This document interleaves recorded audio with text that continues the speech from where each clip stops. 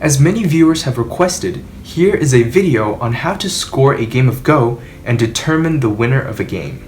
I have decided to make an entire series on how to score a game of Go because the process is complicated, and there exists different methods of scoring depending on the region or country that you are playing Go in. In the first video of this series, I will be discussing the general theory behind how a game of Go is scored. Before I begin, I must note that there are two main methods of scoring a game of Go: area scoring and territory scoring.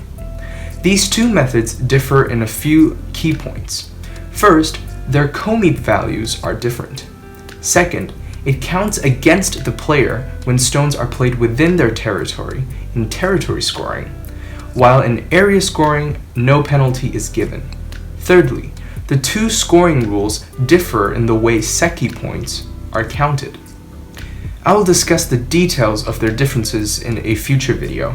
For now, I strongly recommend beginners to learn the method of area scoring, as it is the more straightforward and simpler method of the two.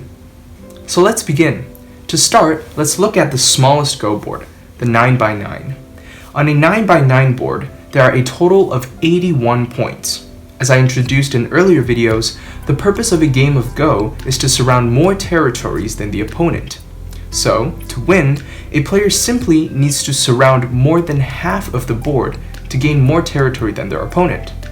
On a 9x9 board, half of the board is 81 divided by 2, or 40.5 points. As you can see, when a player has 41 or more points, their opponent would only have 40 points or less. Thus, the players whose total points add up to 41 or more wins the game. For the purpose of simplicity in this video, a player's total points include both their live stones and their territory on the board. Simple enough? Let's take a look at the 13x13 board. On a 13x13 board, there are a total of 13 times 13, or 169 points. Half of that is 84.5, so the player with 85 or more points wins the game. Easy, right? Now let's take a look at the standard 19x19 board. 19 times 19 makes a total of 361 points on the 19x19 Go board. Half of that is 180.5 points, and as you've probably guessed, the player with 181 or more points wins the game. And that's it. That's the basic theory behind how a game of Go is scored.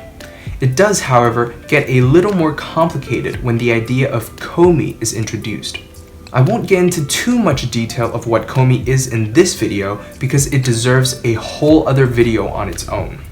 I will, however, give you a little taste of what is ahead, as Komi is an intrinsic and important part of scoring a game of Go. When you're first starting to learn how to play a game of Go, playing first as black or playing second as white wouldn't make too much of a difference. However, taking black and being the first to play in a game of Go can give a professional player a huge advantage over his or her opponent. To compensate for this advantage, Go associations around the world have proposed the idea of Komi. In the next video, I will go into more detail of what Komi is and how it is incorporated into the scoring process.